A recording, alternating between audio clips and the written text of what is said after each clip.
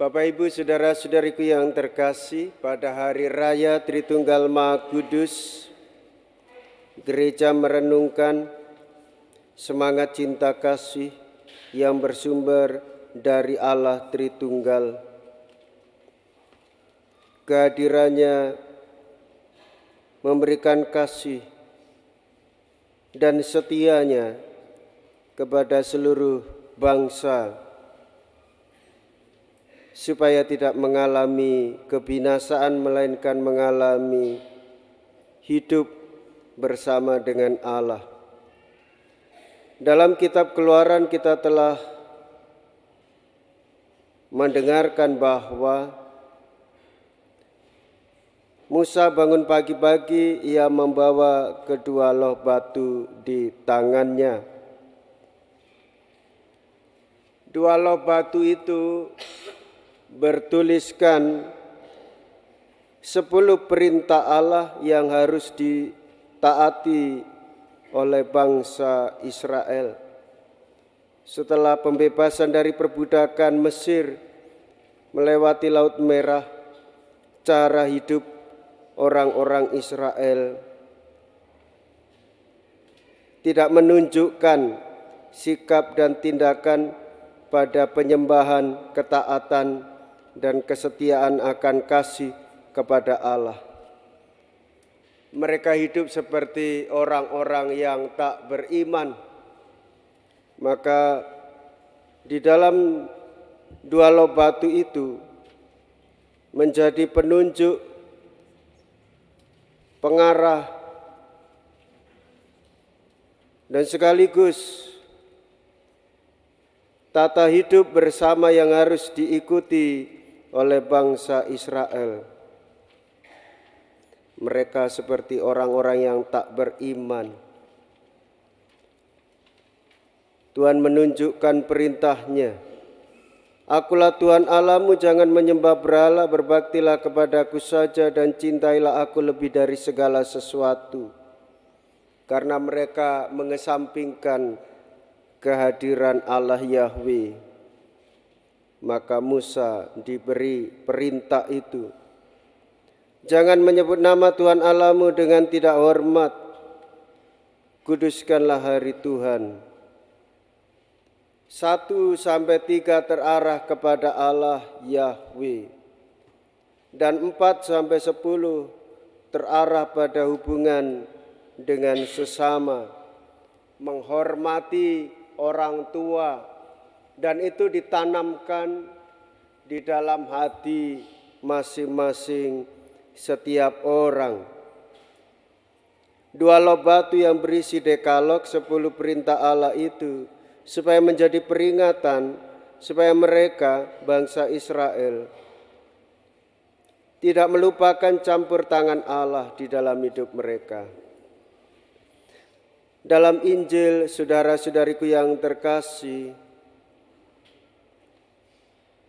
karena bangsa manusia ini tidak setia pada kasih Allah, dan kelemahan, kekurangan, dan dosa manusia membuat manusia tidak mampu untuk mendapatkan kasih Allah dan kembali menjadi anak-anak Allah, terlempar karena dosa. Peristiwa penciptaan, Allah yang menciptakan manusia, Bapa, Putra, dan Roh Kudus. Baiklah kita menciptakan manusia seturut gambar dan secitra dengan kita, Allah Bapa, Allah Putra, Allah Roh Kudus. Adam dan Hawa tidak mentaati apa yang menjadi perintah Allah. Apakah mereka diampuni dosanya? Ya, diampuni. Denda dosanya terlempar dari kasih Allah. Denda dosanya digambarkan mereka harus keluar dari Taman Firdaus, Taman Eden, Taman Surgawi. Sebagai proses pendidikan iman mereka. Bagaimana manusia bisa kembali? Maka Allah sendiri yang turun untuk mengangkat martabat pribadi-pribadi satu persatu. Di dalam Yesus hidup kekal itu diberikan supaya orang tidak binasa. Di dalam Yesus orang mendapatkan keselamatan. Bagi orang-orang yang percaya, bagi yang tidak percaya, penghukuman itu sudah terjadi. Apa hukumnya? Dia tidak percaya. Apa hukumnya? Dia malu. Apa hukumnya? Ia terlempar dari dirinya sendiri, ia terlempar dari kasih Allah. Apa hukumnya? Mari kita lihat dalam kehidupan sehari-hari. Jika orang mencuri, lalu diketahui orang tuanya, dan orang tuanya memaafkan, apa yang masih tertinggal? Satu, malu. Dia sudah terhukum dari dirinya sendiri sebelum orang tuanya itu memaafkan. Tidak berani ketemu orang tuanya seperti Adam dan Hawa ketika berbuat dosa. Lalu lari dan sembunyi. Dan itulah kita manusia yang lemah, maka membutuhkan pertolongan dari Allah. Dan Allah turun memberikan hidup. Dan siapa yang percaya maka dia tidak akan malu untuk datang kepada Tuhan. Dan dia bahkan menyerahkan dirinya. Itulah ciri orang yang beriman. Menyerahkan diri, bersembah sujud, dan mentaati apa yang menjadi perintahnya. Jika tidak, dia mengalami hukuman pada saat itu juga. Itulah siksa dosa yang dialami oleh orang-orang. Maka saudara-saudariku yang terkasih, jika kita mengajak orang untuk beriman, satu. Dua, mengajak orang untuk sembahyang, tidak mau. Mengajak orang atau keluarga kita sendiri untuk pergi ke gereja sembahyang, tidak mau. Ajak terus, namun tidak pernah boleh dipaksa, ditekan, apalagi diancam. Bahkan diiming-imingi harapan palsu. Nak, ayo pergi ke gereja. Nanti kalau kamu rajin ke gereja, tak belikan motor baru. Dia akan tertanamkan hal-hal materialistik seperti itu. Sebenarnya dia pintar di sekolah, nilainya dari bulan ke bulan, dari tahun ke tahun merosot. Nak, naikkan nilaimu, nanti aku belikan mobil baru. Lama-lama itu menjadi lingkaran siksa di dalam dirinya. Motornya sudah hutang, anaknya sudah pintar, dan nilainya bagus, bakalan berprestasi, masuk kampus, jalur prestasi. Dia menjanjikan beli mobil yang baru, sudah pasti nanti akan mencuri. Menjadi lingkaran siksa dosa. Saudara-saudari, Allah Tritunggal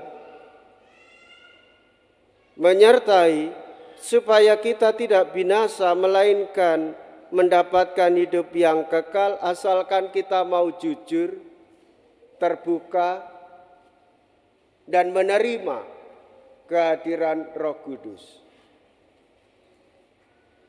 Di dalam diri Yesus kepenuhan hidup kekal itu.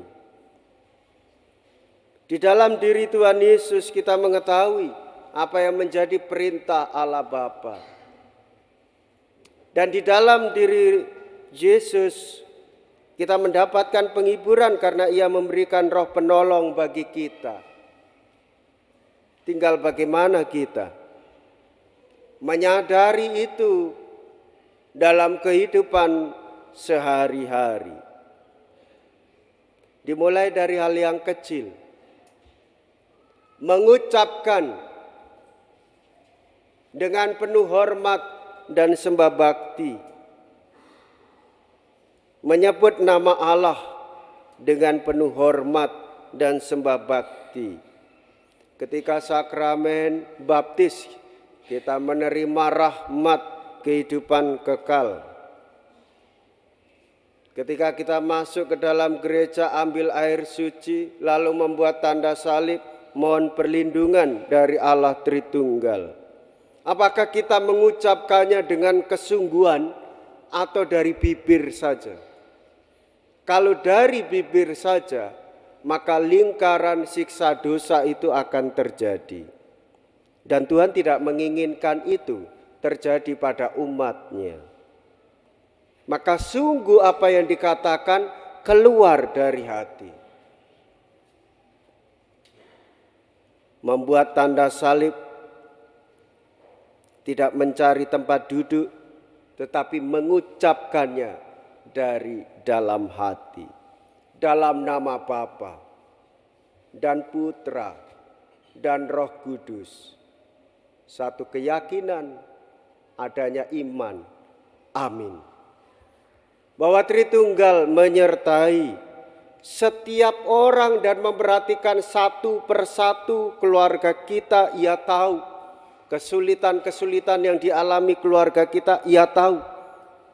Bahkan sampai kita mengeluh terus-menerus, ia tidak akan membiarkan kita binasa. Itu yang menjadi catatan penting bagi kita. Kemarin terjadi lagi 2 juta menjadi 21 juta orang terkena pinjaman online. Lalu datang kepada seorang imam, teman saya, langsung sudah, wes gak usah nyilih aku meneh, ngalih, suruh pergi. Karena sudah diberitahu, diberi peringatan, disuruh pergi, dia pergi. Tapi lewat orang lain, kamu bantu dia, dikasih, kasih tahu supaya tidak mengulangi lagi. Bagaimana Tuhan berbicara di dalam diri setiap orang, tidak ingin satu orang pun binasa. Dan Anda juga pasti mengalaminya. Mengalami ketika anak-anakmu mengalami salah dan engkau memberikan maaf, meskipun hati jengkel, punya cara sendiri untuk memperbaikinya. Dan Allah mengutus putranya sendiri turun ke dunia untuk menyelamatkan jiwa-jiwa. Dan Roh Kudus membuat kita mampu mengerti, memahami, sehingga iman kepercayaan kita pun didorong untuk mengerti, memahami bahwa Allah tunggal memberikan penebusan kepada kita. Dalam Ekaristi pun sama, penebusan terjadi. Maka saudara-saudariku yang terkasih, berbahagialah kita. Ikatan kasih dari Allah Bapa, ikatan kasih dari Allah Putra, ikatan kasih dari Allah Roh Kudus mengikat kita semua untuk melakukan perbuatan-perbuatan kasih. Perbuatan kasih yang pertama menjadi sumber hidup kita, Ekaristi. Dan hidup secara ekaristik diutus kita untuk melakukan perbuatan-perbuatan kasih itu pada siapa saja tanpa terkecuali. Latihannya di mana, Romo? Di keluarga. Dilatih terus-menerus setiap hari, tiada hari melatih hidup dalam kasih seperti yang diberikan oleh Allah sendiri. Begitu besar kasih Allah kepada kita sehingga ia mengaruniakan anak tunggalnya. pada anak-anak saya Romo, saya harus sabar. Allah Sang Penyabar, Pengasih dan Penyayang. Jika kita sudah dikembalikan dari sakramen baptis, sampai kapanpun harus berani sabar. Sampai mati Romo, sampai mati harus sabar. Dinyatakan Romo, ya dinyatakan, bahkan kematian yang manis. Waktu mati jangan sampai mulutnya dijahit. Kakean ngomong, bibirnya menyonyo, sauntune barang. Orang mati kalau dia suka ngerasani menyonyo gitu, terus diajak ngobrol sama Romo Siga, Bu, wis digincui ya, diberi lipstik, mingkem nggih, tetap aja menganga mulutnya. Dipegang nanti dirasani orang, nggak dipegang iki kok menyonyo terus. Sudah dikasih apa? Tensoplas, apa itu? Kok tensoplas ya? Solasi. Tensoplas lah tuku maneh kowe. Solasi, buka. Menyonyo. Gitu keluarganya ya ndak mau mendekat loh ya. Karena memang aromanya aroma terapi ya. Jadi doa Romo itu ya dengan petugas, kur ini apa dirigen ini. Yang lain menjauh. Milik Tuhan ini. Yang lain menjauh. Waktu wangi mendekat. Waktu beraroma terapi menjauh, bahkan keluarganya sendiri. Dan hebatnya umat Tuhan bernyanyi dengan penuh semangat di dekat Romo, membantu Romo. Dikira di sini tidak menusuk-nusuk. Romo kok kuat? Kuat kalau saya. Sudah terlatih. Bukan. Tak sumpel kopi. Jadi aman. Tadi sudah jauh hari perminyakan, sakit apa dia? Sakit gula sudah pasti nanti. Aromaterapi. Tapi wajah orang ketika meninggal dunia itu menyimpan rekaman hatinya dan itu keluar dari raganya. Kelihatan. Ibu mulutnya ditutup ya, sudah cantik sekarang mulutnya ditutup. Lama-lama nurut. Pak, ditutup ya mulutnya. Kan kasihan. Sudah didandani tapi giginya keluar. Kurang elok. Didandani biar lebih cantik lagi. Ikhlas dia, ikhlas. Mau? Itu milik Tuhan. Kita mempersembahkan kepada Tuhan dan kita berdoa kepada Tuhan supaya Ia kembali di dalam kasih-Nya, di dalam keabadian. Dan bagaimana kita ini melatih supaya kita ini memiliki kasih yang besar seperti yang dimiliki oleh Kristus? Apakah ada orang-orang yang demikian banyak? Orang-orang suci yang menjadi pelindung hidup kita. Mereka menjadi tokoh di dalam hidup kita.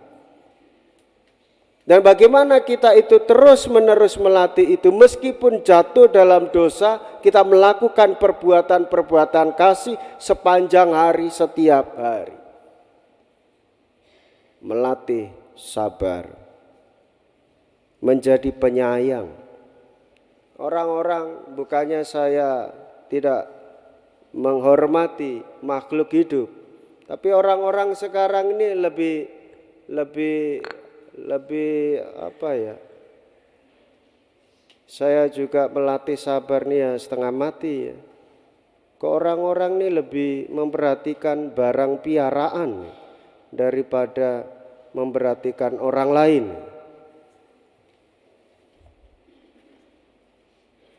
Kucing, anjing, burung dara. Burung dara itu kan lambang Roh Kudus, Romo. Mulai sudah menyalakan. Kok lambang ya. Dikira saya makan merpati itu, enggak. Tapi ini kan tempat hidup orang banyak. Mengapa orang begitu memperjuangkan piaraannya sendiri sampai suaminya sendiri itu diabaikan. Sana kamu tidak usah tidur sini, sana.